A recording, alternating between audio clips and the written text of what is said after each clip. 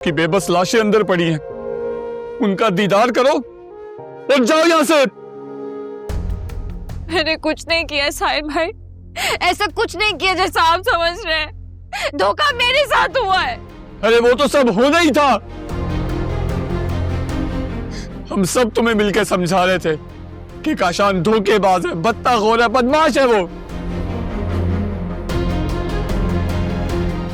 लेकिन तुम्हारी अकल पे तो पर्दे पड़ गए थे ना। अरे माँ बाप का दिल दुखाने वालों को खुशियां कब मिलती हैं? अरे उनके नसीब में तो शर्मिंदगी, जिल्लत और रुसवाई लिख दी जाती है। मैं घर से भागकर नहीं गई थी। बकवास बंद करो और दफा हो जाओ यहाँ से, वरना मैं तुम्हें यहीं जिंदा दफन कर दूंगा। बाबा मैंने ऐसा कुछ नहीं किया जैसा आप समझ रहे हैं। जो कुछ भी हुआ, मेरी इज्जत और वकार दागदार हो गया तुम्हारी वजह से। मेरी बतूल की खुशियां तबाह बर्बाद हो गई तुम्हारी वजह से। मैं सबके सामने शर्मिंदा हो गया तुम्हारी वजह से। मैं मोहल्ले में किसी को मुंह दिखाने के काबिल नहीं रहा तुम्हारी वजह से।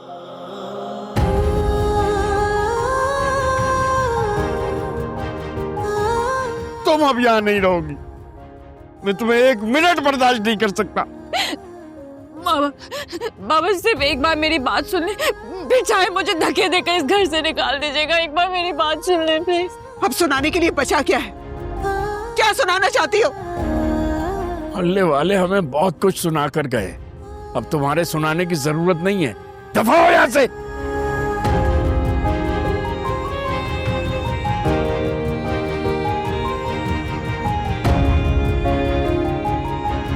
एक मिनट मामू, मेरी बात सुन। मामू, सारे मोहल्ले में हमारे बारे में बातें की जा रही हैं। एक बार फिर से मोहल्ले का तमाशा बन जाएंगे हम लोग। तो क्या मैं इसे गले लगा लूं? जी मामू जान, आपका ज़र्फ तो इतना होता ही है ना कि वो अपनी बेटी को गले लगा ले। बेटियां तो आखिर बेटियां ही होती हैं। नहीं, बेटी अगर बाप की इज्जत का ख्याल ना रखे, उसकी बात ना माने, तो वो बेटी रहमत नहीं जहमत बन जाती है।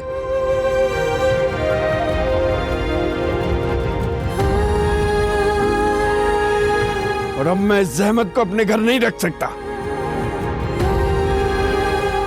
मामू, हम लोग वैसे ही बर्बाद हो चुके हैं। एक बार उसकी बात तो सुन ले, हो सकता है वो बच जाए। नहीं, ये वहीं जाएगी जिसकी खातिर इसने हम सबको जलील किया है। नहीं बाबा, मुझे काशान से शादी नहीं करनी है प्लीज। अब तो तुम्हें करनी पड़ेगी। तुम्हें भी उस कर्ब और अज़ियत से गुजरना पड़ेगा जिससे मेरी बतूल गुजरी है।